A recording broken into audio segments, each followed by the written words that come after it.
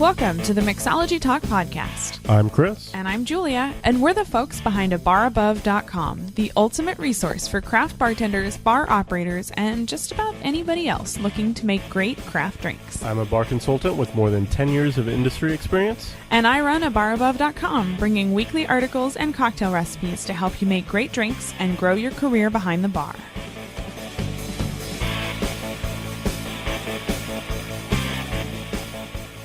This is episode number 113 of Mixology Talk podcast, and this week we're going to be talking to one of our friends, Chris Cohen. He's an advanced Cicerone, and he's literally the guy that wrote the study guide for the Cicerone test, so he definitely knows a thing or two about beer. He's got some great advice on a few simple things bars can do to pour better beer for their guests, so stay tuned.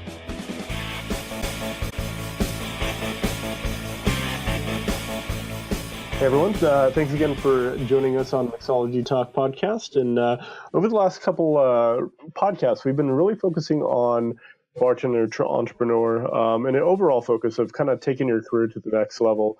Today we have a really special guest in the podcast here, Chris Cohen, that has done many things, one of which is creating an amazing study guide for the Cicerone program. So thanks for joining us, Chris. Yeah, thanks for having me, Chris. Yeah. So would you mind kind of telling us a little bit about yourself and kind of your experience in the industry and also the name of your book? Sure, yeah. So I've been doing beer stuff for about a decade. At first, I was just kind of doing it on the side. I was actually an attorney. So at some point, I just decided I really wanted to learn a lot more about beer. And there's this great certification program out there called the Cicerone Certification Program, which is essentially for people what the Court of Master Sommeliers is for the wine. So I went ahead and got my certified Cicerone back in, I think it was 2011 or 12. And at that time, there weren't too many around, and actually, a lot of people hadn't heard of it, and I don't know if everyone who's listening will have heard of it. I think it's definitely become very well known in the beer world. And I think a lot of people in the industry, across the industry, have heard of it at this point. Yeah, and I think I remember when it came out, it kind of flashed up for me, and I was like, oh, this is really interesting. Of course, why wouldn't they do that? It seems like a logical place. And I think we mentioned this before, is I don't really know too much about it other than kind of the high level. It's kind of the sommelier equivalent for beer. So I'm super excited to learn more. Yeah. So the program was started in 2007. And by the way, I should mention, I'm not associated with the program at all.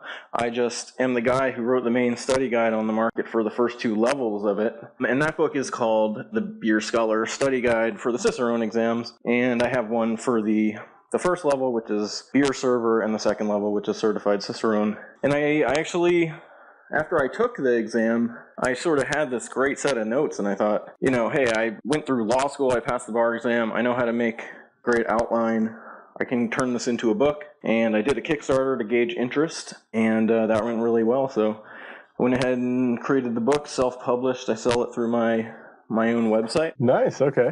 Yeah. So, and I sell them all day long. There are a lot of people out there who are interested in this stuff and interested in getting certified. Perfect. Yeah, and what's the name of the website? And we'll include it in the show notes. Yeah, it's thebeerscholar.com. Beerscholar.com. Perfect. So yeah, anybody interested, we'll have those in the show notes. So it sounds like you just kind of fell down a rabbit hole of beer and you got really super excited about it and kind of went through the evolution of it all. And it sounds like you were originally a lawyer. So yeah, my story, I think the way I got into beer is not unlike the way a lot of people do, which is went on a trip to Europe, was briefly in Belgium, had all these amazing beers I'd never really heard of, already kind of had an interest in decent beer, but didn't know anything about it. And when I got back to the States, I was like, where is this stuff?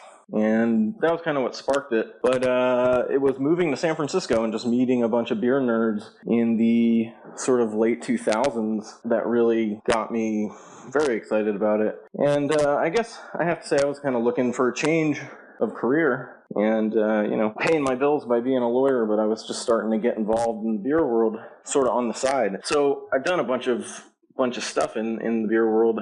I founded the San Francisco Homebrewers Guild, which is sort of the biggest homebrew club in town. And I became a national BJCP judge, which is the organization that certifies beer judges. And that's The national level is the one just below Master, which is the highest. And I also opened a bar recently called Old Devil Moon. And that's located in? It is in Mission Bernal on Mission Street at the foot of Cortland Ave. Perfect. Awesome. And when just as kind of a backstory, the first time I met Chris is, I think, just days or weeks after you signed the lease on this. And we were talking about you opening the bar, and just excited to see it open and doing really well, man. Yeah, thank you. Yeah, we've been getting some good press. It's been about 8 months now. We're busy. It's great. Congratulations, man. That's huge. Yeah, and we have full liquor, so I know my way around the cocktail stuff a little bit, too. There you go. Perfect. All right. It's amazing to me how much this craft movement has just absolutely exploded within the last 5 years, even. It seems like every major city in the United States has multiple great breweries popping up now. Yeah, we're at the point where in the United States there are now more breweries than at any time in history. Oh, that's cool. Up from some like scandalous low number of like 70 or 80 back in, around like 1980-ish. Wow, that's crazy. So this is a question I usually have for people that kind of go down the rabbit hole in a specific area. Sommeliers, it's wine. Obviously with you, it's beer. But do you have that specific moment where it was like, this is it? I know you talked about your trip to Belgium, but was there a very specific beer that kind of triggered this for you? I wouldn't say there was a specific beer, but I will say that there was a specific moment for sort of getting me really interested in the Cicerone program, which was, I guess, probably around 2010, thereabouts. I met the first guy that I'd ever met who was a certified Cicerone, and we were at a tasting, and he was trying all these beers and describing them in a way that was just kind of mind-blowing, and he seemed to have this incredible sort of mental filing cabinet for flavors and aromas, and also just beers he'd had before. I remember he tried one, and he said, like, oh, this reminds me of this one special release that whatever brewery put out like 3 years ago, that kind of stuff. And I just thought, damn, I need to learn how to do that. That's pretty impressive. Yeah. That's what really got me into it. I was just like, I love beer. I'm home brewing. I should learn. I've already been reading a ton about it. I should get certified, and I'll learn more along the way. Sure, absolutely.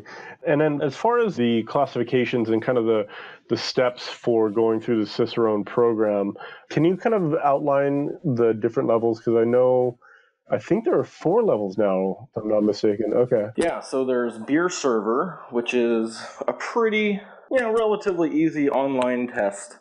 Very basic stuff. You're not allowed to call yourself a Cicerone if you are a beer server level, which is in line with the Court of Master Sommelier stuff. I think you're not allowed to call yourself a sommelier at the first level. So that one's pretty straightforward, and I made a study guide for that one because there are a lot of people who really are just learning the basics. So then the step up from that is certified Cicerone, and there are definitely a few thousand of those out there. Not sure the exact number, but that's where most people, I think, kind of get to and are satisfied.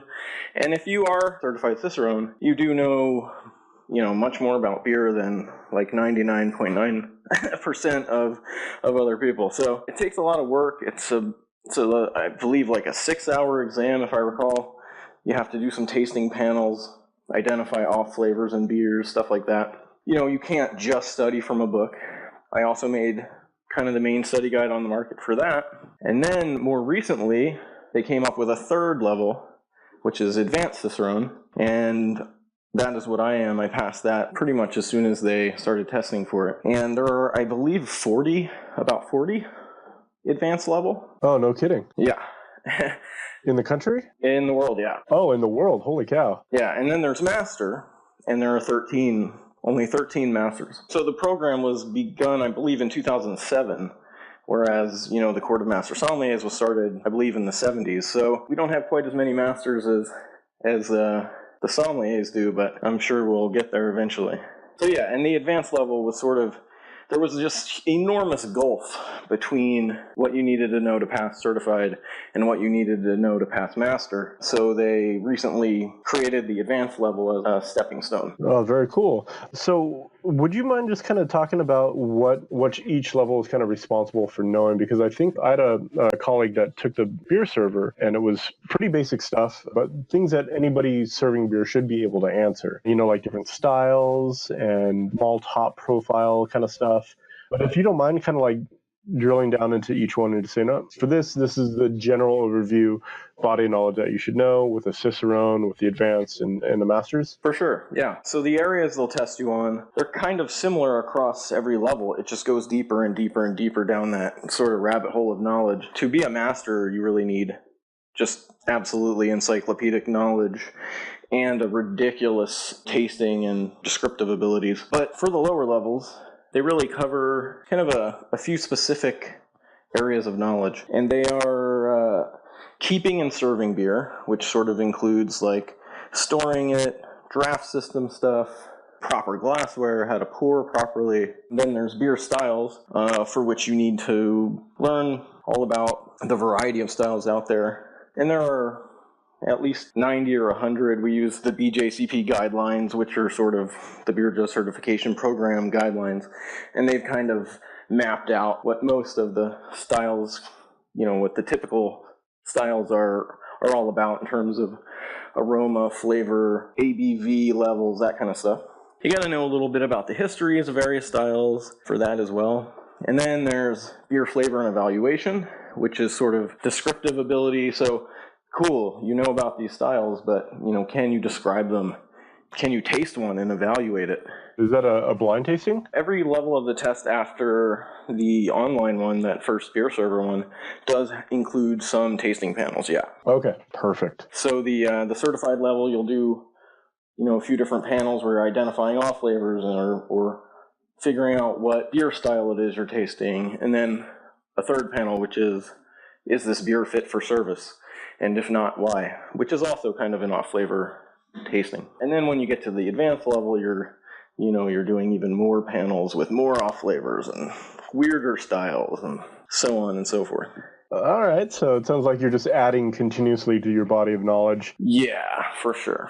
Perfect, awesome. So then there's also beer ingredients in the brewing process. So you got to know, you know, the techniques and the ingredients. So cool, now you know about these beer styles and you can evaluate them, but do you know why they are like that? You know, why they taste that way? And then the final area is beer and food pairing. And you're not tested too hard on that until you hit about the advanced level. Yeah, because I can imagine that would be probably a pretty hard thing to do, just unless you're fully exposed to it and you have a lot of experience doing it. Yeah, so beer and food pairing, I would say to do that well, you really need to be great at all the other things, right? So, because that is where all your knowledge and all your abilities to taste really are put to the test. Sure. Yeah, and I imagine you'd probably have to have a fairly good knowledge of food, ingredients, and like as far as wine goes, I know like acid levels are a huge consideration for that as well.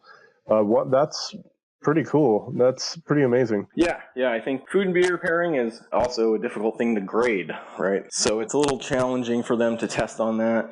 And like I said, yeah, by the time you get to the advanced exam, you're doing like interviews with master cicerones who will actually hand you food and beer and say, you know, how is this pairing? Tell me all about it, describe it, tell me what you don't like about it. And then they might move on to, you know, why don't you build a meal around this?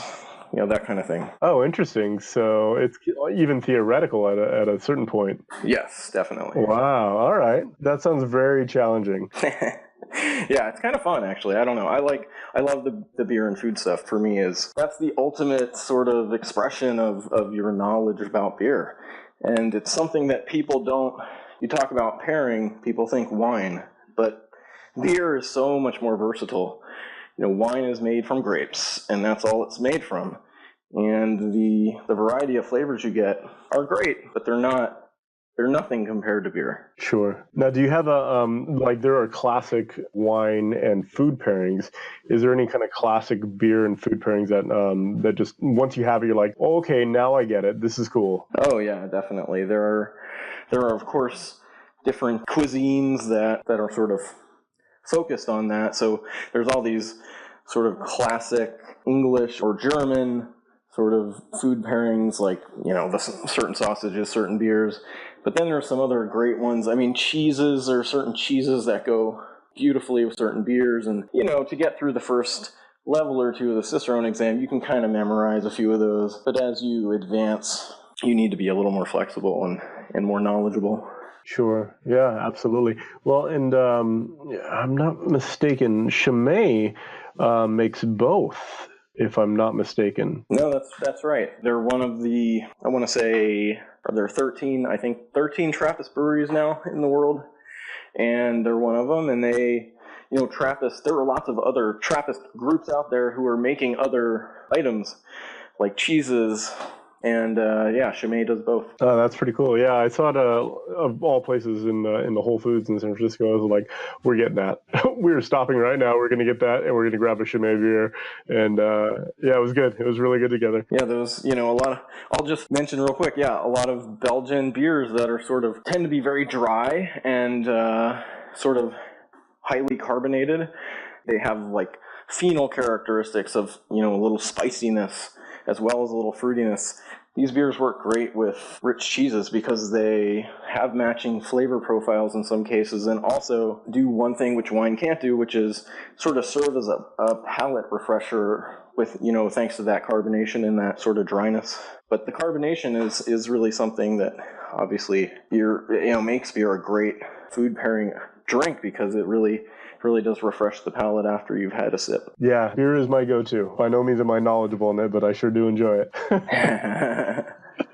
So actually, while I got you on kind of the subject of kind of history and all that, is there any, like, when you were studying for the advanced level, is there any stories that came out of it were just kind of really stuck with you? Is like, that's really cool. You mean just like general beer, like trivia factoids? Facts? Yeah, exactly. Like little tiny kernels of knowledge. You're just like, that's really interesting. Gosh, I definitely had to dive more deeply into the chemistry of brewing, and I don't know if I would say it was like awesome, but it definitely was eye-opening, just how technical. I homebrewed for a really long time, so I've certainly dipped my toe into that stuff, but gosh, in the last couple of years, all these books have come out about the chemistry of malt and the chemistry of hops, and one thing I've learned about this stuff in prepping for these exams and just reading all the books that have come out about beer is that the rabbit hole just goes forever.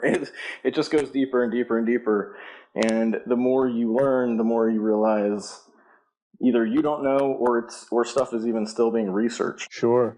And kind of the way I'm envisioning the Cicerone program, and this is a complete generalization, but since it is so new, and I mean, it's only, less than 10 years old? Yeah, about 10 years old. So I imagine the body of knowledge is just kind of like, I'm considering it like the Big Bang Theory, where you have this core center of like industrial beers like Budweiser and Coors Light, and all of a sudden you start to see this trickle of craft with Sierra Nevada and a couple of other players in there.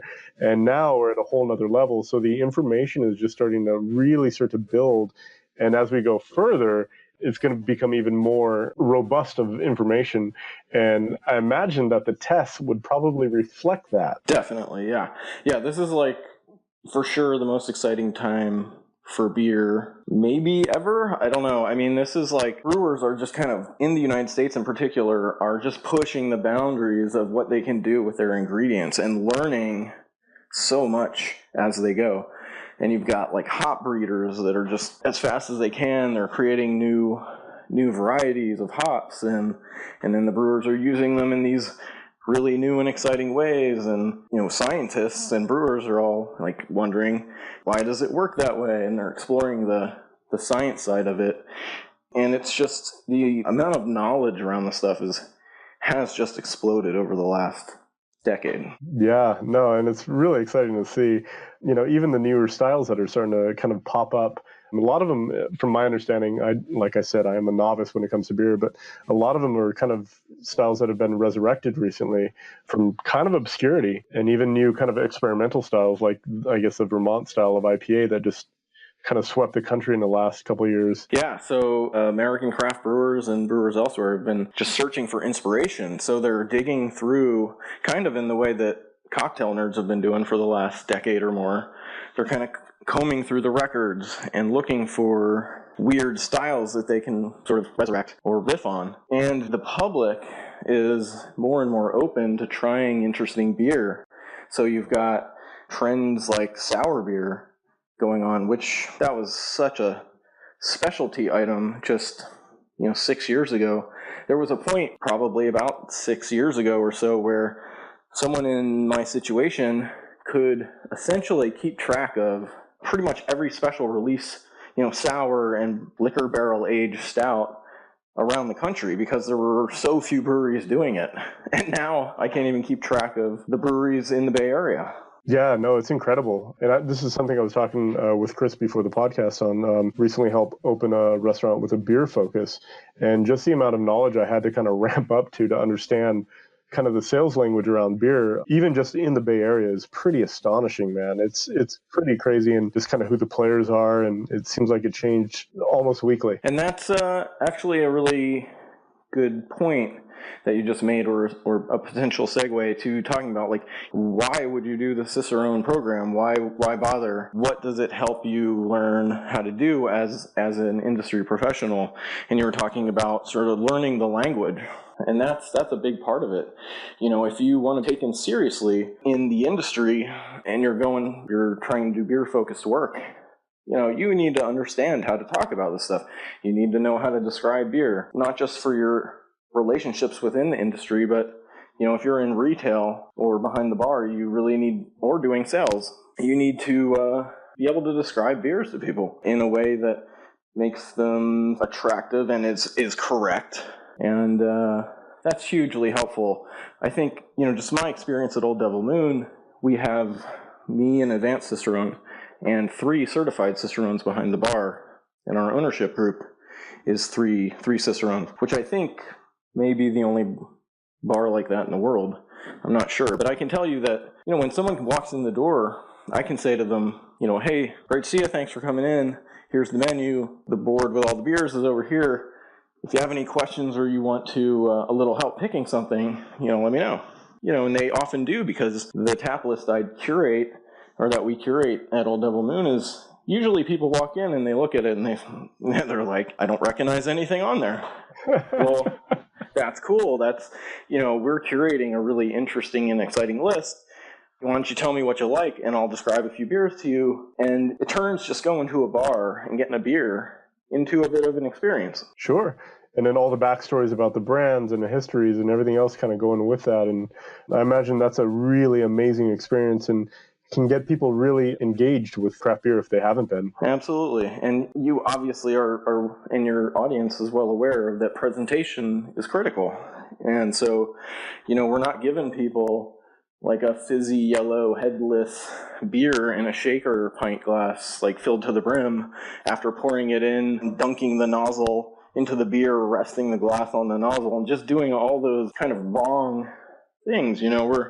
We have custom glassware. That's awesome. We do a great pour. We hand it to them. We tell them about it. And it just changes the experience for them. Sure. And since you are kind of an expert in beer, I think we can all agree on that. This is something that I found out, like I said, through this experience of being introduced to craft beer and the language around it. But can you kind of tell me some of the things not to do during service and how they kind of affect flavor? Because it was kind of an eye-opening experience for me, and I felt fairly knowledgeable with beer. But there were a lot of aha moments during the training and talking to reps of, this is what you should do, this is what you shouldn't do, and here's kind of why. Right.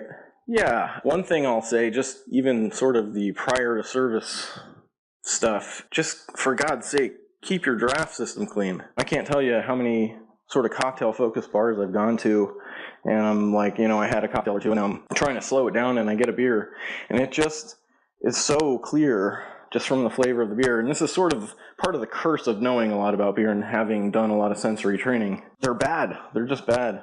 And it's draft system stuff. Yeah, and so how often should you get your lines, hopefully, cleaned out? You should be cleaning your lines every 2 weeks, at worst. And if you're putting on a keg that's totally different than the keg that was on before, or you had something on with like coffee in it or something like that, you should clean that one as soon as that keg blows. And I think, most people who own bars or run bars or GM bars think, holy crap, that's way too often. Sounds like a hassle. But that's how it should be done. And at the point of service, I mentioned a few of these things before. Never touch the glass to the faucet. Never let the beer fill up in the glass, with the faucet then being dunked into it. That's just unsanitary. You're creating like a breeding ground for bacteria. I mentioned like getting a proper head on a beer is critical. Those bubbles are what are throwing aroma, like volatile aroma, up into the drinker's face. So when you pour a beer without head, you're really depriving them of all the aromatics that the beer has. Yeah, and one of the interesting things that came out of our education, we had someone from Sierra Nevada, the brand ambassador Heather, came in and she did a great presentation, just kind of an overall style presentation and service. And one of the things that she did, which was really cool, was she poured two beers, one with a good amount of head on it, and one that was kind of what a lot of bars will pour, and that was straight down the side of the glass, no head, right to the top. And then she got a wadded up napkin. So imagine a napkin that's just been kind of wrung. It looks like it's been wrung out. And she dipped it in both beers. And the one with a head didn't foam up that much. But the one that didn't have a head completely exploded out of the glass. And there was probably about half of it that went out of it. Interesting. Yeah. And her point to it was basically like, this is what happens when it gets into your stomach. And so you feel super bloated and just kind of nasty. And she's like, that's one of the side effects of having a decent head on your beer. And, it's not about like trying to sell an extra beer because they're not bloated. It's about creating turbulence, actually, a little bit of turbulence in the glass to get some of that CO2 out of solution. The beers are kegged at a pressure level with an expectation that the person who pours it will be pouring it in such a way that there will be a head created, so some of that CO2 will come out of solution at that point. And so I guess that's another sort of point to make is you want to serve these beers as the brewers intended the people to have them, ideally. You want to get the pressure levels right. You want to present the beers nicely. I mean, here's a little thing. We paid attention to all the details at Old Devil Moon, which is, like I mentioned, the bar I recently opened. We wanted to have really great glassware. It was very difficult to find. We wanted to say, like, hey, we're serving you a pint, and there's room for head on top of that. So we actually had to find glassware that was like 17 ounces instead of 16 because we needed that extra space for that like inch or half an inch of head. There actually aren't even that many out there because, seriously, it's crazy. Because bars, I think, generally, there's that situation at kind of a shittier bar, maybe that expectation on the customer's part where the beer should be filled to the brim with no head. And, if it's not, they want it topped off or something. That's, I don't know if anyone's ever asked us to do that at Old Devil Moon, but we made sure all our glassware was larger than the amount we say we're giving them so that there's room for head. Cool. So I'm going to ask two other questions for you for service because this is something I see, and I'd love to get your perspective as a beer professional. But the first one is dishwashers. Is there a reason? Because I know that you should only rinse glass in one and food in the other. What's the reasoning for that one? Okay, yeah, that's a great point. And I have one follow-up on that, but we'll save this because I think this one's super important. Yeah, so there's this really goofily named concept in the beer world for the cleanliness of glass, and it's is the glass, sure, maybe it's clean, but is it beer clean? Beer clean means that when you fill the glass, you won't have a bunch of bubbles clinging to the sides. You're not creating agglomeration points where CO2 will come out of solution just on the glass. And when you do see that on the glass, what that means is it's dirty. It's got oil or some other crud in the glass. And so you definitely don't want to be washing your glassware with like greasy dishes. You need a separate washer for the glassware. And I'll just add, if you do see that happening a lot, what it will do is it will result in the beer becoming flat very quickly, and the oils in there will kill the head. Okay. So that important head that you were talking about with the volatile aromas and what gives it a lot of a character is just going to be flat. Okay, so excellent. The last one, and of course, if you have any other things around service, I'd definitely love to hear it because I think this is pretty much my knowledge base that we're reaching here. But cold glasses or not cold glasses? You definitely don't want to be putting glassware in the freezer and like using frosted glassware. And there's a couple reasons. One is you want to be able to taste the beer. The colder the beer is, the more it's numbing your taste buds, and the less volatile those aromatics are that are in it. So you're kind of making the beer just so cold that the drinker can't taste it, which maybe that's fine if you're drinking Coors Light or Bud Light or whatever. But with a good craft beer, you're not serving it too warm or anything. You're just serving it at the normal service temperature. And that allows people to really get a good hit of aroma. The other problem with frosting your glasses is, well, then now, we just mentioned sort of this beer clean concept and not having a bunch of crud inside your glass. Well, if you have a bunch of ice in your glass, it's basically the same thing. You're going to get a really foamy pour, and you're going to have all this bits of ice or whatever other stuff got caught in that frost, right? So maybe you pulled those glasses out of the dishwasher and threw them in the freezer, and now they've got frozen sanitizer all on the inside. Not really something I want to drink. Sure, yeah, that sounds pretty gross. I'd rather have beer. Okay, so yeah, because these are all questions that I had because I come from a little bit older school where customers come in, they want the coldest beer in town is kind of what they always, which means that you're chilling glassware, you're putting your pints or other glassware for beer service in your freezers and just get them absolutely as cold as possible. And kind of understanding how aromas are born, cold temperatures definitely kind of kill that, so that makes a ton of sense. For sure. And there are different styles that do well at higher and lower temperatures. So, your kind of American light lager sort of Buds and Coors stuff, it's like, sure, those beers are pretty awful when they warm up. There's a time and a place for every beer, so I don't want to just come across like a beer snob. I mean, we all drink those beers and we all enjoy them. It's just, they're not good when they're warm. But if you're drinking a bourbon barrel-aged stout or some really spectacular, fruited sour from Belgium, you don't want those beers to be ice cold. You want to taste them. Cool. Perfect. Is there anything else you see that happens in bars that drives you crazy about beer service? I think we hit a lot of them. I guess one of the other things I like seeing more and more of is bars having those glass rinsers sort of built into the draft systems where they can kind of rinse out the inside of the glass. Because, if you're really busy and you are pulling glassware out of the dishwasher, they're hot, they maybe haven't dried completely, maybe you still have sanitizer in them, or maybe they've been sitting out for a while, there's a little dust in them, who knows. But it's nice to have that glass rinser. It kind of like cools the glass down and lubricates it a little bit so you can get a little better pour. That's a nice touch. Definitely, I think at this point, it's kind of expected for any bar that calls itself a legit craft beer bar. Other stuff that drives me crazy, one thing that drives me crazy is this idea that a great craft beer bar has to have a bazillion taps, right? Or that is what is a good indicator of how legit the bar's beer program is. I would say, generally speaking, once you get above a certain amount, depending on how much business you're doing, you're basically pouring people beer that's not fresh. And freshness is absolutely critical, especially for hoppy beer. So we curate a really interesting list. We have 20 taps. It's a pretty good amount, but it's not over the top. Everything we're moving is always super fresh. That kind of drives me nuts. Yeah, I think we hit a lot of the kind of bad sort of get you an instant F, kind of stuff. Yeah. You're like, what do you got in a bottle? If you see a lot of these things happening, you're like, this is the kind of basic stuff that's sort of covered in that initial sort of beer server level test, if you're doing the Cicerone stuff. It's just this real basic, how to pour a beer, how to provide service, a high quality level of service. Just some of these basic things. And yeah, you go to I love dive bars. You go to a dive bar, though, pretty much guaranteed you're going to see the bartender touch the glass to the faucet, dunk the faucet in, and then bring you a beer with no head.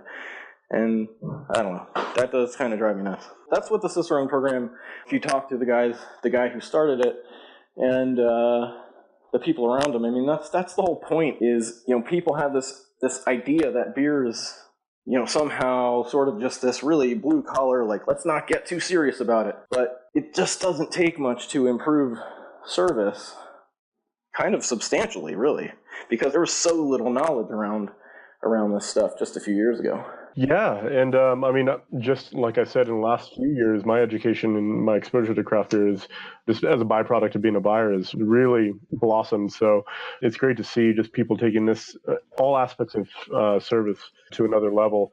And then one last question I have for you as a beer professional, and then we'll kind of wrap it up here. But for cleaning lines, I know that a lot of places will actually contract it with their beer suppliers, so it hasn't always been a pleasant experience in my past. What do you recommend people do if they need 2-week service and they only want to come out once a month if you're lucky? Oh, yeah, no, they're usually once a quarter if you're lucky. And it's usually like the delivery guy, and he just like does it in like 2 minutes and bails. So essentially, if you're counting on your distributors to do your line cleaning for you, that's an instant F. You're doing it wrong. That's definitely not, they're not going to do a good job. Because not only do you need to clean the line every 2 weeks with your kind of average line cleaner, about once every month or two, you definitely want to run the acid cleaner through there. And then you also need to take apart your faucets and all that stuff and clean them with a brush. I mean, those guys don't do that stuff. Sure. So you guys do it all in-house on your end? We do. Yeah, we do. We have one of our partners who is a certified Cicerone, is also a draft tech, and she does a great job handling that stuff. She even built this device that'll clean like 6 lines at a time. It's really cool. Oh, nice, dude. That's awesome. Yeah, so a lot of times we will, like I said, I mean, if it's a beer that had some intense flavor and we're putting on something a little different, we will just clean it right then and there. But we pull everything off the system and take it apart and scrub it down every few weeks too. I mean, we're definitely taking it to the kind of higher level, but do not let your distributors clean your lines for you. Yeah, and I think that's kind of industry standard from my experience, and I agree with you wholeheartedly. They usually, if they show up once a quarter, I'm happy, And to your point, that's just doesn't bode well for the beer. No, definitely been to more cocktail-focused bars where the beer knowledge is kind of like not taken too seriously, and oh man, sometimes it's real brutal. You get this like very, very in-your-face kind of infection profile where you have like this buttery diacetyl in the beer and this like slight acetic or lactic kind of vinegary sort of tart character that, like I mentioned before, this is part of the curse of having done all this sensory analysis training. But I can tell you what, no fucking way is any customer like loving that beer. They don't know what's wrong with it, but they definitely know that it's not awesome. Yeah, no, absolutely. No, and, I think all of these are super just kind of overlooked, especially with craft-focused places for cocktails, or they can be. But different skills. So much to learn about beer and proper beer service. Well, it's such a different skill set. And actually, I'm sure your audience is national or bigger. But here in the Bay Area, we have this kind of situation with licensing where full liquor licenses cost a ton. Yeah, they're a lot of money. Yeah, so places that have full liquor license generally are not pushing the beer. They want to sell liquor because the margins are better. I am very confident saying, and sort of bragging a little bit, Old Devil Moon is, I am totally comfortable saying, is the best beer bar in San Francisco that also has full liquor. But finding people who have skill sets for beer and cocktail making, absolutely borderline impossible. Yeah, well, they're so different. I mean, as far as knowledge bases go, there's a little bit of crossover, but just the understanding of the material is so different. There's a lot of crossover in sort of breaking down flavoring up with good cocktails, but just familiarity with all the product and having that deep sort of bank of cocktails in your head, that's just not something a lot of people in the beer who are sort of into the beer side of things, it's not something they've got for the most part. And there's definitely this attitude, I think, which is sort of like, oh, well, beer's easy. All I have to do is pull the pint. And so, Yeah, no, I could see that, and one of those things that must drive you absolutely crazy too.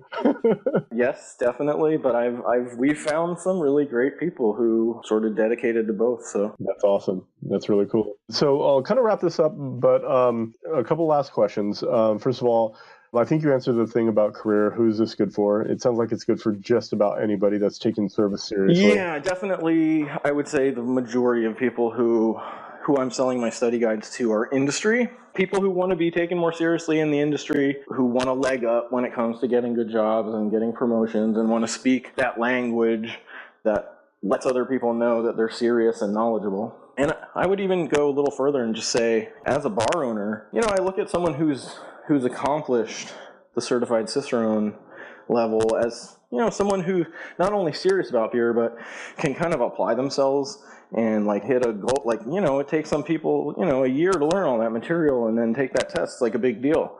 So it tells me something about them and the sort of, are they capable of being a manager, stuff like that. Sure. No, absolutely. No, those are great points. And then if somebody's looking to go down this route of going through the Cicerone training program and going however far they want to or can, is there any advice you would give them to help them along the path? Like for sommelier, for me, it was get a part of a tasting group, meet regularly, taste as much as you possibly can, and just expand your education as far as you possibly can. Is there any insight you would have as far as that goes? Yeah, I mean, those are all great ideas for people who want to take it to the certified or beyond levels. Tasting a lot of beer is critical, and like that's the joke that we all hear a million times, like, oh my god, you're studying, you're drinking beer. Yeah, but seriously, Americans, probably people the world over, but I feel like Americans are particularly guilty of not really taking the time to taste and appreciate their food and drinks. Like, I don't know if it's common elsewhere, but the sort of idea of, us grabbing food and sort of like stuffing our face while we're like walking, that's crazy. I mean, you really need to sit down with a group of people, taste these beers, take the time, treat it, take it seriously, swirl the beer in the glass, smell it, think about things that it reminds you of, different fruits, different spices, different flowers, that kind of stuff, and start building those kind of connections in your head between different flavors. And it is totally something that is learned. So the study group stuff is great if you can do it. Plus there's a lot of beers that you should be trying. Americans are not familiar with all the different German lagers, all the different English ales. You need to taste all those things and sort of learn what the flavor profiles are. That can definitely be done a little more cheaply if you have a tasting group. There's sort of a short list of books that are critical. Tasting Beer by Randy Mosher is almost like the Bible for the certified Cicerone level. Second edition just came out. I have on my website, on thebeerscholar.com, a bunch of different blog posts, including one that sort of says, like, here are the books you should read for the certified level, and here's a walkthrough of what your day will be like on the exam for various levels and stuff like that. So that can be a resource for folks too. Excellent. Very cool. And obviously your book, I'm not pandering here. I mean, it's really that good. And if you're studying, you're going to save yourself a lot of time and money. Absolutely, yeah. I've definitely had people write to me by email thanking me and saying, literally use nothing but your study guide. And that is not how I recommend doing it. I have like whole chapters in the beginning about like outside things you should be reading. But it's robust. It's got everything in it that you need. And these certifications aren't super cheap. They're not crazy expensive, but I think certified level to take the test is like $300 or something. So I just, and people prepare for it for months. My kind of sales pitch is like, make sure you pass. Spend a little extra on my study guide, make sure you pass. No, absolutely. Cool, man. So yeah, just kind of wrap everything up here. First of all, thank you for all your time. It's good to kind of reconnect and hear about everything you're doing. Yeah, thanks so much for having me. This is fun. Yeah, absolutely. And is there anything else you're kind of working on, you want to promote? Obviously, we talked about your book, and we'll link to that in the show notes, and your bar, of course, Old Devil Moon. I just want everyone to come to Old Devil Moon. I've got. There you go. Nice. Yeah, come to Old Devil Moon. We got cocktails and beer. But I am working. I haven't made any public announcements about this because it's going to take a while to complete, but I recently started shooting a video lecture series for the first 2 levels of the Cicerone exams that hopefully I'll be rolling out by the end of the year. It's a huge project, but that's the goal. I think that's going to be pretty huge for folks, because books are great, but if you can watch a bunch of videos, some people, I think, just learn better that way. So I'm excited about that. Yeah, that's awesome. Very cool, man. Excellent. So thank you again, man. Definitely appreciate it. And we'll put a link to everything we mentioned here in the show notes. Man, it's been awesome, man. It's been great. And thanks for all the tips on service. Dude, yeah, thanks so much for having me. And if you have listeners who have questions or comments, I would love to hear them. Happy to respond. And it was great reconnecting. Yeah, and how can people reach out to you on social media? Do you have any favorite platform? Oh, yeah, for sure. Facebook is great. I have a Beer Scholar page on there that is pretty popular, and I post. There's lots of beer Facebook pages out there that just parrot all the latest dumb news, like who AB and Bev just bought or whatever, and then hate on it. But I try to post actual serious, here, this thing will actually teach you a little bit about beer. And I've gotten pretty good following on there, so that's a great place to check me out. Probably that's where I'm most active. Perfect. Okay, we'll definitely link to that in the show notes as well. Cool. Awesome. Thanks again, Chris. Definitely appreciate it, man. Yeah, thank you. I will hopefully talk to you again soon. Yeah, cheers.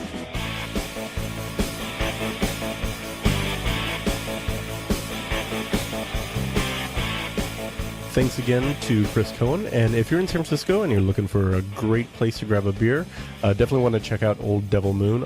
I found out after we recorded our podcast that he was mentioned from Zagat as one of the 12 best places to grab a beer in San Francisco. So definitely want to send out a congratulations to Chris and his team. And like I mentioned, if you're in San Francisco looking for a good place for a beer, check out Old Devil Moon. Cheers, everyone. Never miss an episode by subscribing in iTunes or YouTube. And as always, check out the show notes by clicking on the right.